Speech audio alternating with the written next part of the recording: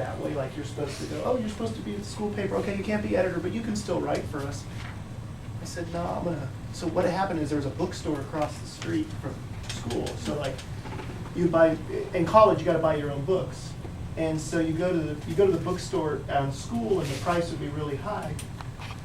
You go across the street, the price would be like, is he in paper? Because that's what's gonna pay. See, when I had been at the school paper, I had learned how to put together a newspaper and where to go. Like the guy who printed it, he has a printer. You just go to the printer, you pay him money, he's gonna print anything you want. So I went to the other bookstore, and then there was a place called the Taco Room. So I went to the Taco Room, I said, hey, we buy an ad, like put a coupon in here, buy one, get one free, stuff like that. So the guy from Taco Room, he knew me, and the guy from the other bookstore knew me. So I kind of, I put together this deal, so then I put out this underground newspaper. They call it underground. That's just the name for it. Doesn't mean one thing. It just means the people in charge aren't in charge of it. Underground, you do it yourself.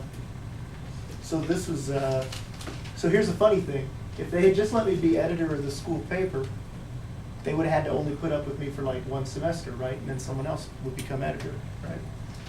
But then instead I had my own newspaper. I could write whatever I wanted. Nobody could tell me what to write. And I did that for 2 years. So they had to I was like a headache. They thought, oh, we're not gonna let me be editor. We're gonna get rid of this headache. And instead, I was a headache for like a long time. So it's like, they screwed up. So that what I would do is I would get people to write. They would, because they said, oh, well, you're gonna pay me to write? I said, no, but what if you need to sell, like a guy was gonna sell his truck? And he was writing a story.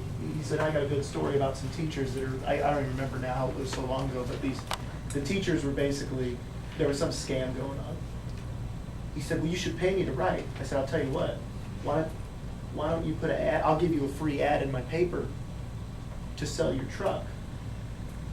And you could put the story. So he knew all the dirt on these, some teachers were up to something. I said, I'm blanking. Oh, it was something with parking passes.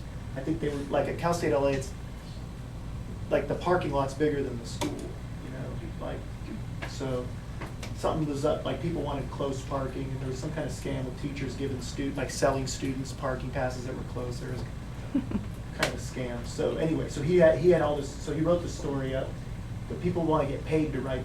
I said, well, I ain't got the money to pay you, because I got to pay the printer. That's the number one thing.